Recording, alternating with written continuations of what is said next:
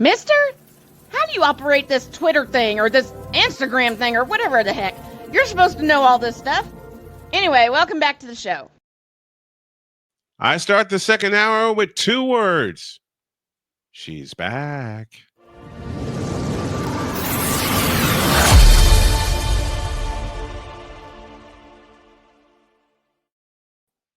And she's here. Alison Moran is with Brian, us. I cannot hear a word. What? Let me check something. My darling, again, kids. My darling, there you are. I can hear you now. Okay. Oh boy, technical stuff. I think that describes our friendship for 13 years. For those of you who don't know, when I first met Allie, she was to call into my show, and the moment she called in, and I was sitting in Starbucks in Chicago, the moment she called in and we started having a conversation, my equipment went dead. I remember it well. It went completely dead, and I'm just sitting there looking at my laptop, and I'm going, what happened? Well, it turned out the plug came out of my laptop, and at the same time, it came out of my mixer, so I had to replug that in. We got resituated. That's been us for 13 years, man. That's right. It's just how it goes. What do you do? You know, it's going to happen no matter what. So we just deal with it as it comes, and we move forward. It's the 21st century, so expect some kind of technical difficulty somewhere. Exactly. There was you wanted to lead with this, and I encourage you to lead with this. There was a very tragic event that happened on the Potomac.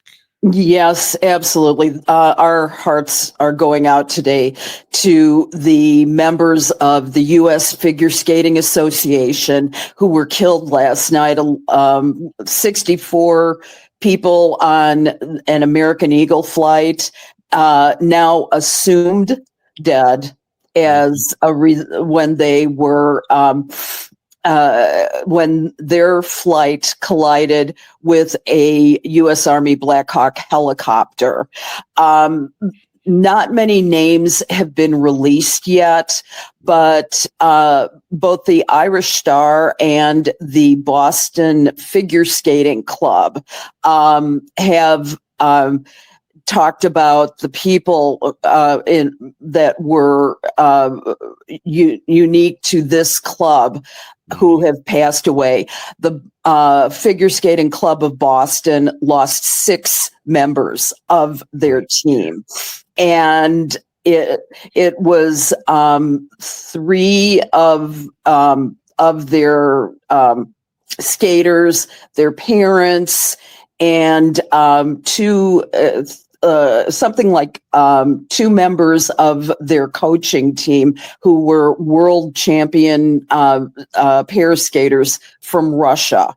And I have their names. I'm going to work on pronouncing them correctly. Vadim Naumov and Jenya Shishkova. There was a young man named Spencer Lane who had received his invitation to this figure skating development camp in association with the U.S. Figure Skating Championships, which had been going on in Kansas. All of these people were on their way from Kansas back to Reagan International Airport. And so finally, Gina Hahn and her mother also died in this plane crash. Let's say they're assumed dead, as this is now a recovery mission and not a rescue mission anymore.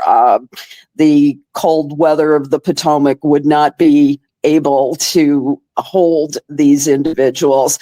I'm just shattered by it.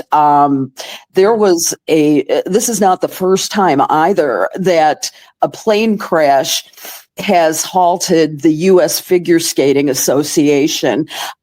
Way back in 1961, the entire team and their coaches all crashed in Belgium, and it took until past the 1964 Olympics to get beyond and rebuild. The tragedies of that. There were so many lives lost.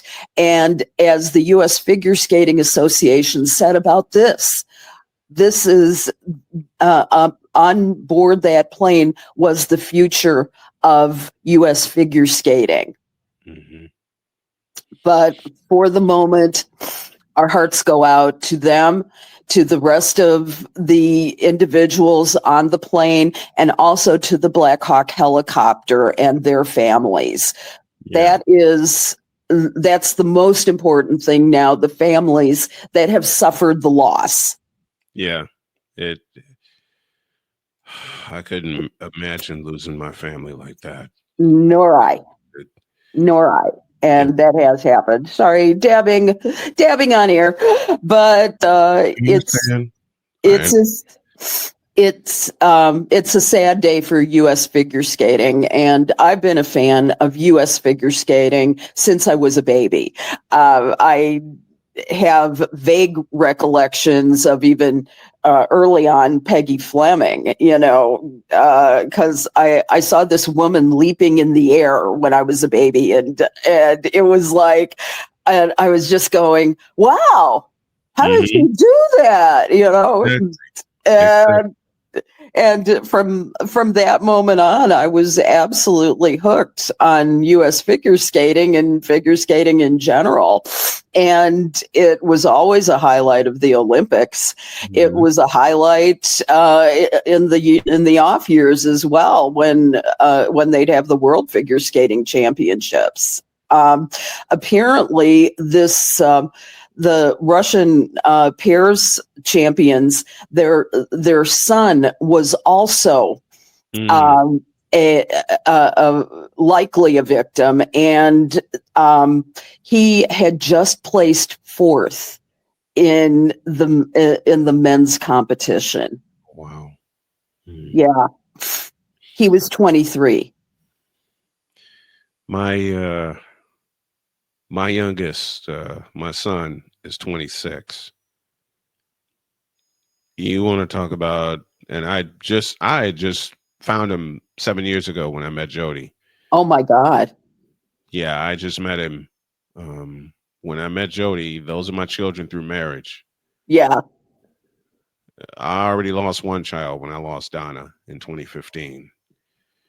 I remember that. Man, you want... The worst thing you can take away from a father is his children. Yes. The worst thing you can take away from a father is his children. And I've already lost one. I've already lost one child. I've already lost Donna.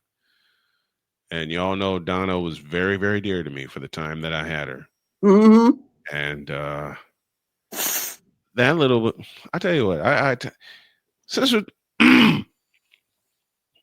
I'll make people smile and remember the folks in the crash by making people smile, and this is for them for the remainder of the show. Donna had this little squeal about her when we would be watching a basketball game. Woo. And I can tell she was born in Indy, and I can tell she was going to be a Pacer fan. Every time we watched the Pacers, she had this little squeal about her. And she'd be so excited, not just to watch the Pacers, but to watch sports with me. Period. She was going to be a daddy sports girl. I already knew it. Cheyenne, my stepdaughter, brought me a 49ers cup, and she looks at me. She says, "Daddy, I'm not into sports that much, but what do you like?" Yeah, I'm a puddle. Yeah. Oh yeah. I'm a puddle. Mm-hmm.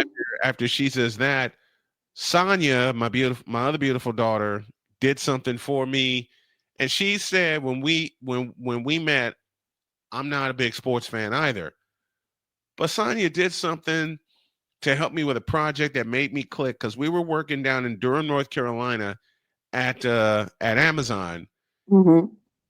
and I was having trouble sorting the small packages. Now, anyone who has gotten a package either before, during, or after Christmas, the smalls are a pain in the ass. So, the Oh, yeah. smalls are a pain in the ass, and I was having so much trouble with the small packages. I said, what do I do here? Somehow it clicked to my daughter that I'm a baseball fiend.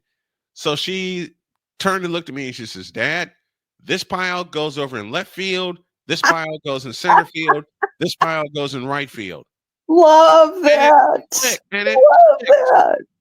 We were out of there in 40 minutes. Oh, love it. Oh, To the point where my supervisor said, how'd you do that so fast? Hey, my daughter helped me with a baseball analogy. Does she like baseball? She hates sports for the most part. And yet she used that to make it click. I love it.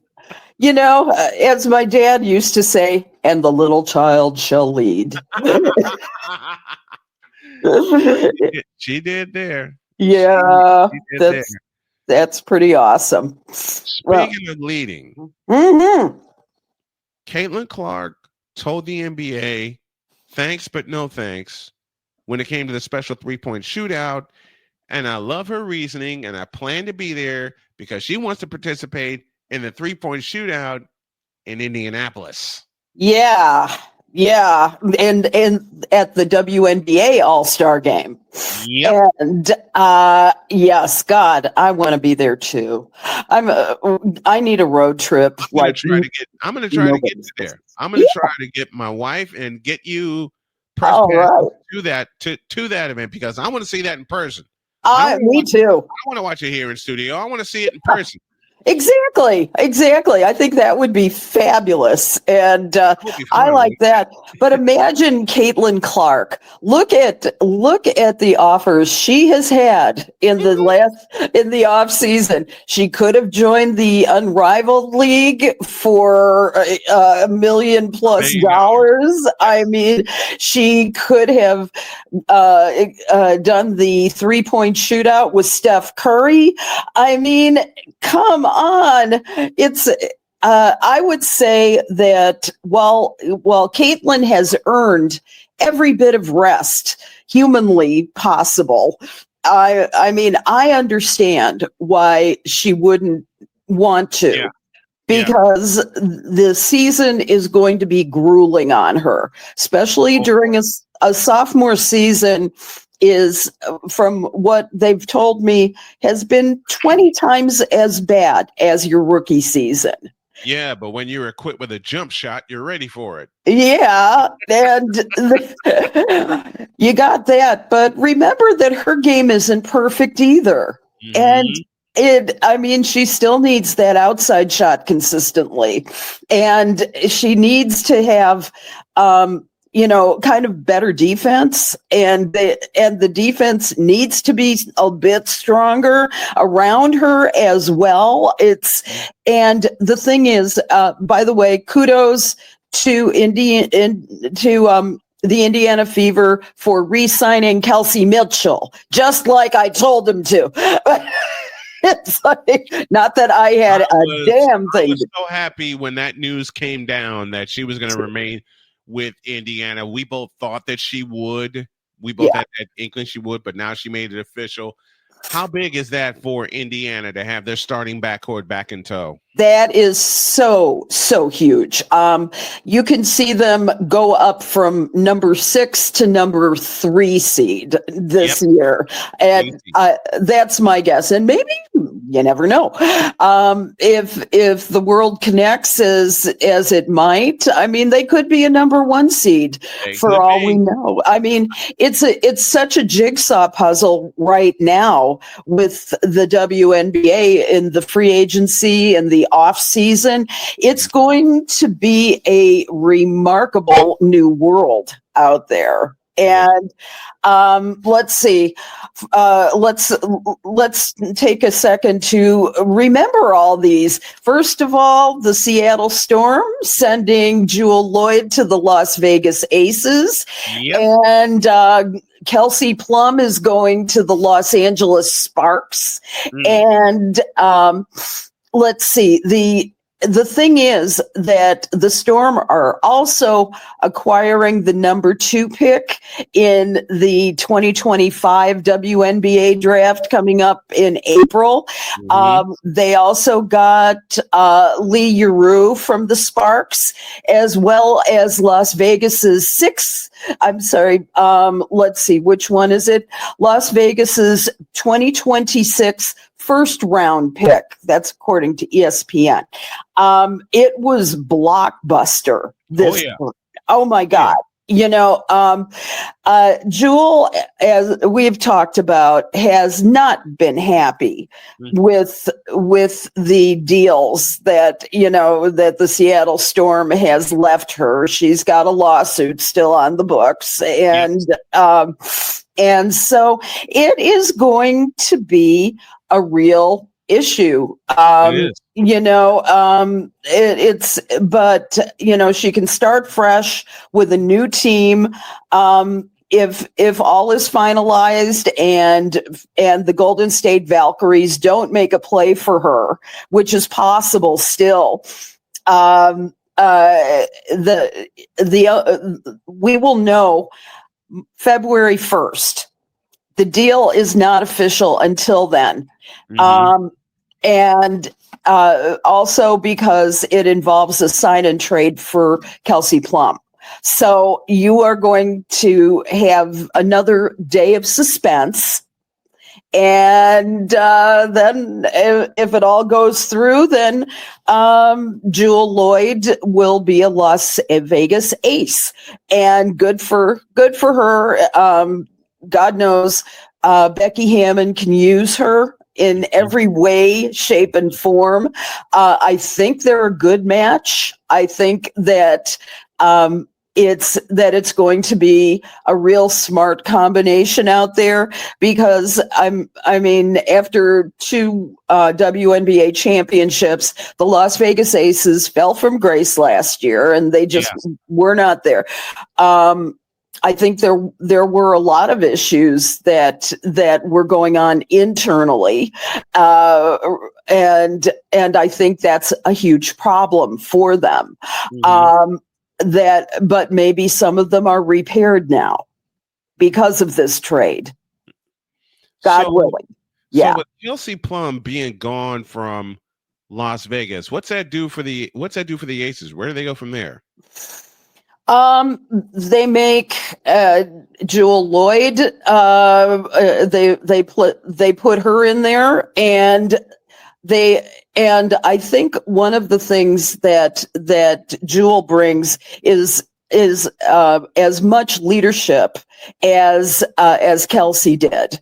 And I really think that they are going to be even a stronger team. With Jewel in the fold. I can definitely see where they're going to have a very feisty and a very aggressive player in that. Not that Kelsey wasn't, she is, but she's going through a hell of a lot right now. Right. Got to remember that divorce. She got out of the Unrivaled League to work on herself, and maybe there was some of that happened within season as well, going through that and just being burned out. So I think you're going to see a new burst of fire in the Las Vegas Aces next year. And of course, it all goes through Asia Wilson as absolutely getting a new teammate. So exactly, you got all that to mix in. I'm really looking forward to that matchup. I think it's going. I mean, can you imagine? It's kind of like Sasha Fierce meeting Sasha Fierce, right? Yes. Yes, it is. It's great. I'm so excited about having Asia Wilson and Jewel Lloyd on the same team. I think I think Becky has her two spark plugs right there. I think she does too. And Yeah. it's going to be fun to watch. It's Yes. going to be fun to watch. May I just say too, welcome home, Sluty. Yes. Welcome home. As most Another piece of big news. Courtney Vandersloot is predicted to come on home to Chicago and re-sign with the Sky this offseason. It will be a done deal. She left to get another title. She really wanted to have two titles under her belt. So she and Allie Quigley, her wife, went off to the New York Liberty. After 2 seasons, they get the title. Now she's back where she belongs. Yes. Yeah. The thing that Sluty just brings to the Sky has been incredible leadership on the floor. She's called the general for a reason. Right. You know, she will tell people where to go. You know, you can see her, going that way, that way. And she's like an assistant coach, really. And to have her back, and that means that Allie Quigley will be somewhere in there as well, and I don't believe she's playing anymore, but we'll see what happens. But at least she will be back in Wintrust Arena for sure. And the thing is, the combination of the two of them is going to be so therapeutic for the Sky that, just having them back in the arena will be such a great deal for them. And just having their presence will make such a difference. But I can see with the coach, he made every attempt. The general manager, Jeff Pagliocca, made Courtney Vandersloot a priority to get her back this year. Now, the bad news is Kennedy Carter no longer. So no more Barbie and Ken show. No more Barbie and Ken show. I don't like that. I do not think that this was a great move. I know why.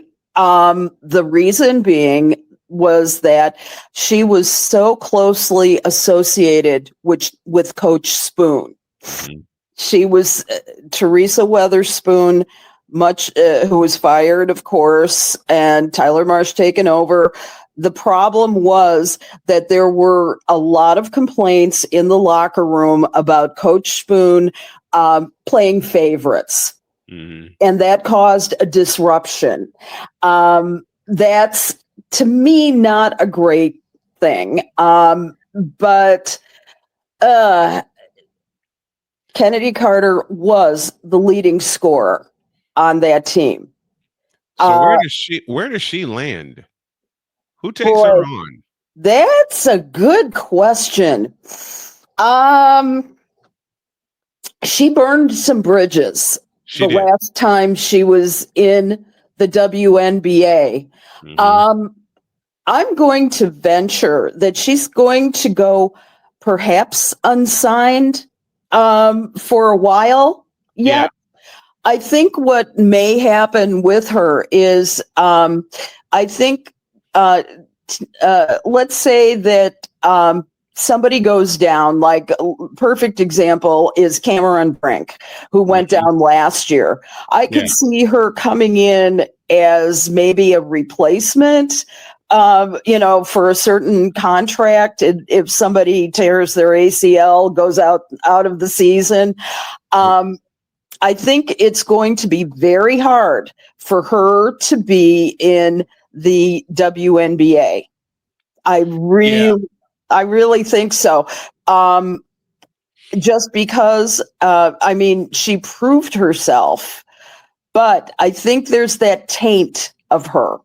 There's that taint of what happened when she was on the Atlanta Dream, where there were disruptions and difficulties and all kinds of things that didn't fly with the rest of the players. So I really think that she's going to be a hard case to place. Yeah, I agree. And like you said, she burned a lot of bridges, and we all know how she played when it came to playing against Indiana, which is at the forefront of that profile. You watch the games, I watch the games. That's only what happened between Chicago and Indiana when she was playing there is only the tip of the iceberg. Yeah, where all the flagrant fouls that did and did not get called, all those things that have happened. But I think that she'd be a great pickup for any team that would have her. I think that she will do everything she can to be, humbled. I think it will be very, very interesting to see what happens when she's, when we get closer to the season. And there's always somebody who's going to take a chance. Yeah, there is.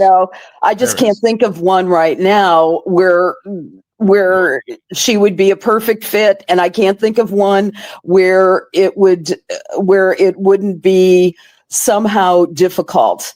I will say also, though, on other Sky stuff, they did meet with Dejanay Carrington as well, which would be a very interesting choice.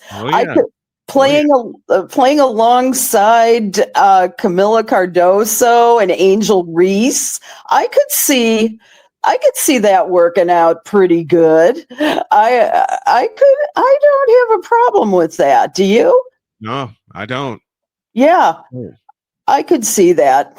I think what the Sky really needs is one more defender. Yes. Because there were so many second half of the year, especially after the All-Star break and after the Olympic break, second half of the year, where we talked about Indiana going up, Chicago fell down. Especially their defensive cohesion was just not there, and they ran out of gas trying to get into the playoffs. And a lot of that is because they allowed a lot of buckets underneath. Well, let me just say it real. They allowed teams to cut them to ribbons on the inside with all the backdoor cuts that they gave up and the defensive lapses. That was Chicago's downfall. Yes, and there's no way that you can really overestimate the value of a strong defender. Stephanie Dolson had that kind of defender position as the center. Camila Cardoso just, she's too young. She was, and also not coached up, I think, properly in that position. And I think that it'll be interesting to see how her sophomore year goes. Yeah, it'll be interesting. If they could if Dejanay could sign, or if they could find one other defender who could really give them the boost that they need. And like you said, Camila Cardoso is too young, and I hate saying this, but you know how I am. I call it like I see it. You play too small, also. Yes. Now we don't know yet what Marcia's strategy is going to be. Right. So, I think of the case of Muggsy Bogues and how that little mighty might. I mean, hell, I was taller than he was, but he could. He found a way to get, underlegs, He did. That's how he used his height to his advantage. He did, which was amazing. And I remember my mother is 4'8", and I used to say to her, "Mom, look at somebody your size." Look at that. She goes, "I could do that too." I would tease my mother-in-law so much, because my mother-in-law is like what, 4'11". Oh my God. Picture, and my nephew is 6'4". Oh my God. So my nephew was holding my niece, Jordan, and someone took a picture of us. Mm-hmm. Me on one side, my nephew on the other side, and my mother-in-law in the middle. And she puts my nephew's hat on, saying, "Hey, I'm tall now." And at the moment, he and I looked at her and went, "No, someone snapped the picture." Boy, do I love that. It's so great. I had some statistics to move on to another point of the Unrivaled League. Yeah. Okay. Unrivaled in their first week averaged 312,000 viewers for its first doubleheader on TNT and True TV. Now, these games set records for women's basketball viewership on these networks. They did fall short of expectations. And remember what we had talked about a little bit earlier.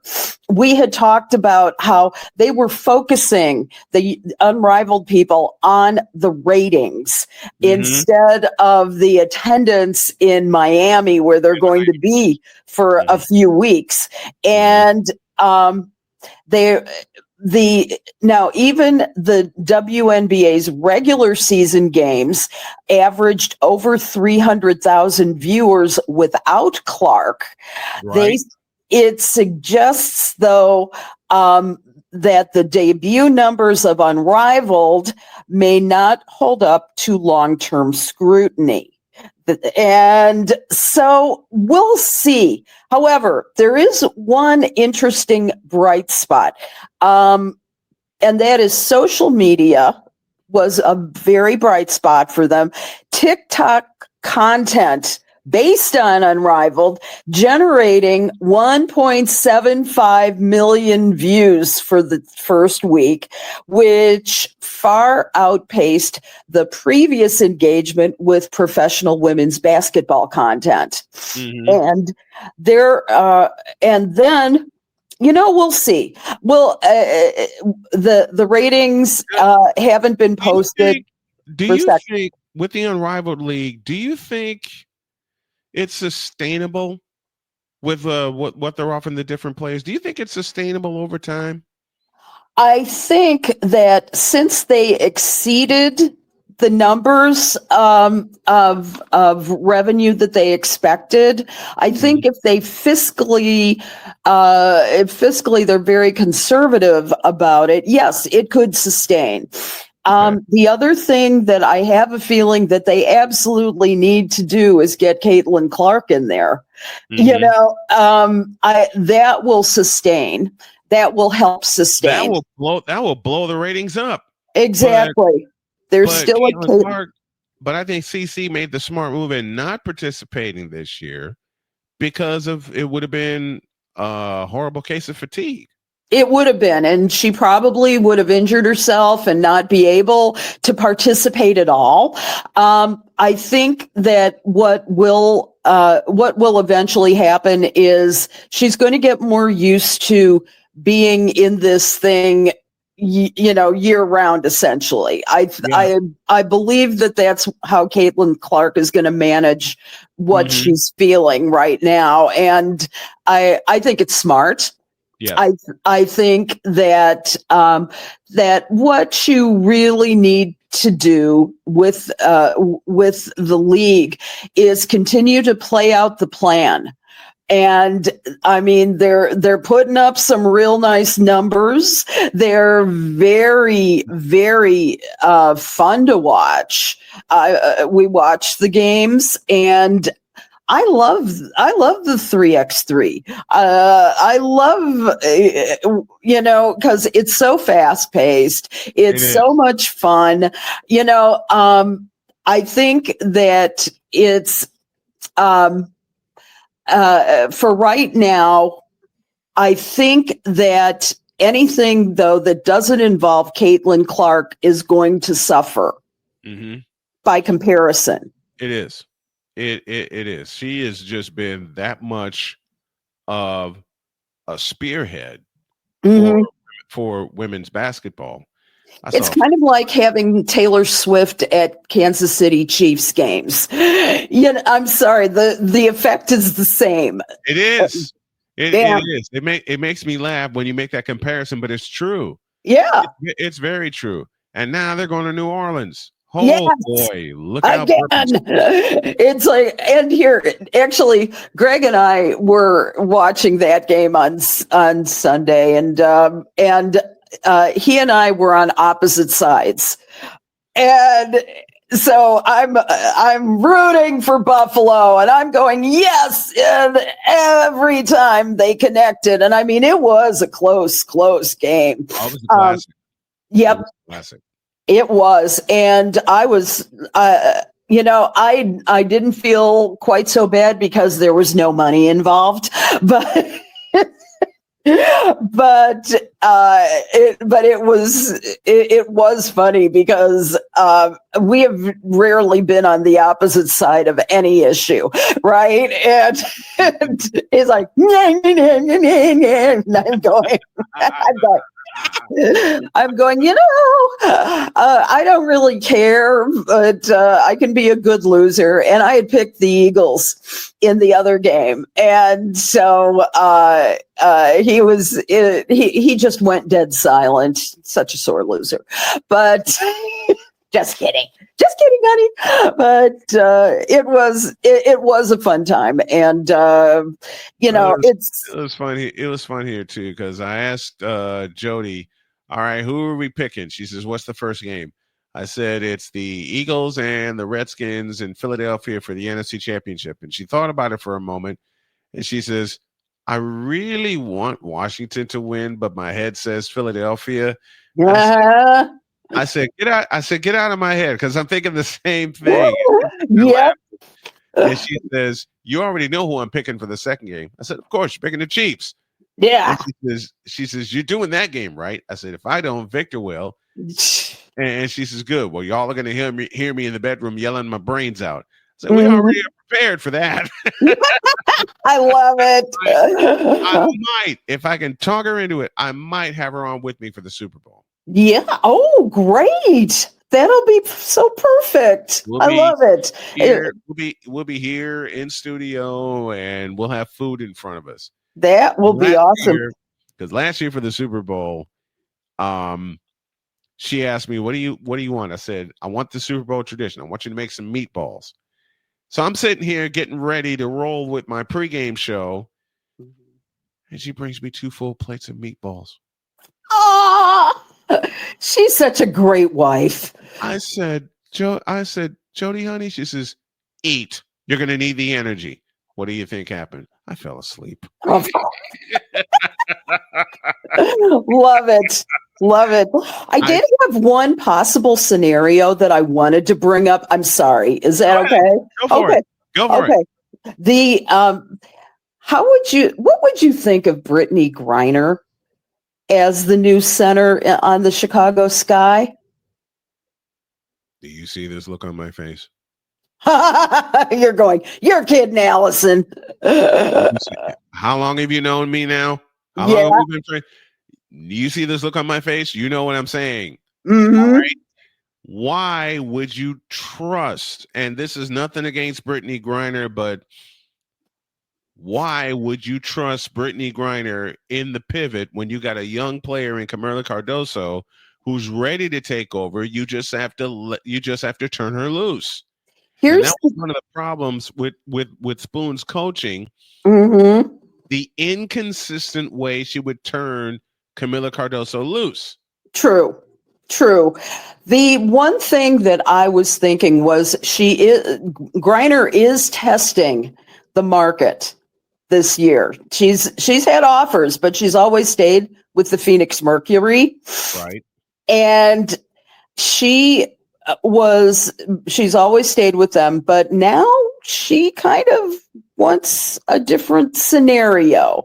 And so the thought is that Brittany has so many years of experience, and I don't think that she would be in such a bad position to advise, consent, and maybe sit out for a while, because she's been the number one center all these years, and I think that maybe this would give her a chance to mentor a young player. Mm-hmm.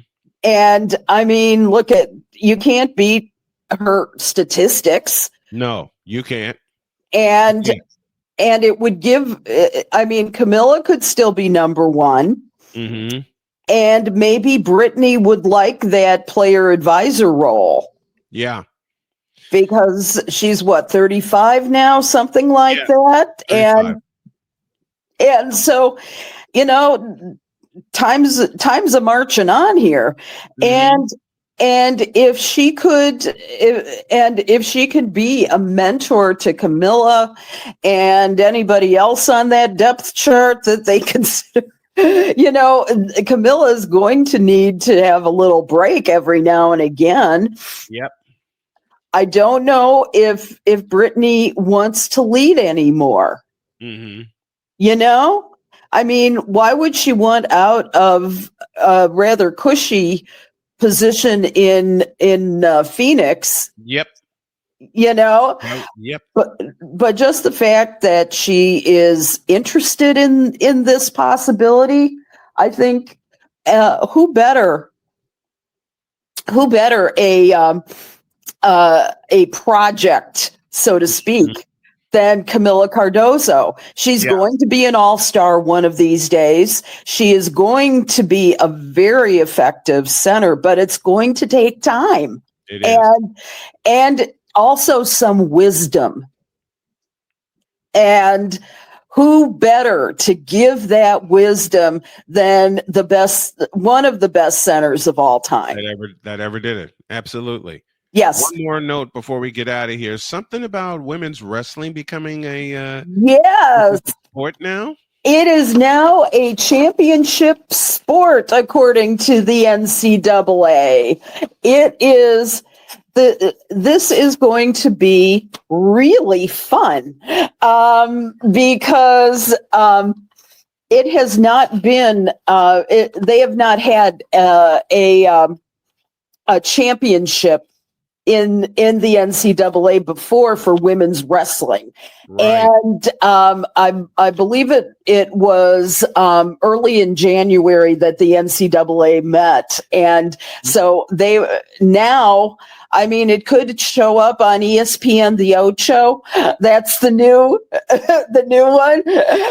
And since ESPN has owned the rights to NCAAs, they can actually do that.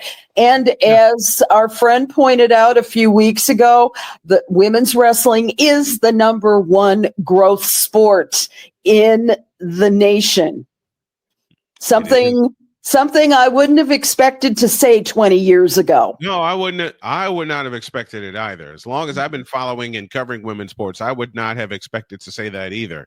But Yes. I'm excited for that. I'm excited to see how it develops, how it continues to grow, and I'm waiting. I can't wait for next year for women's baseball to come in. Yes. And we Yes. were I am talking- so looking for. We got to have Justine Siegel on yeah. when that happens. Let me just say that the first NCAA Women's Wrestling Championship will take place in 2026. Okay. Yeah, and it makes it 30 years after the University of Minnesota Morris sponsored the first women's wrestling program. Mm-hmm. So keep And they going, ought to have baby. it at a wrestling cathedral. Yeah. Hawkeye Arena in Iowa City. That Yes. has been known for wrestling. They should have the first championship in Iowa City. They should. That is the mecca It for. is. Yep. Starting, my memory goes back to the 70s Mhm. when that program started becoming a reality. So this is all good news. May nothing happen to impede, shall we say, Yes. impede the progress of women's sports. Yeah, better not impede the progress. I'll have a lot to say about it if it does. We both will. We will go to Washington. You better believe we will. You better believe we will. All right, we got to get the heck up out of here. But Alison, my dear, thank you, and thank you so much for coming on. Always a pleasure, always an honor. I'll see you next week. All right. Have a great week.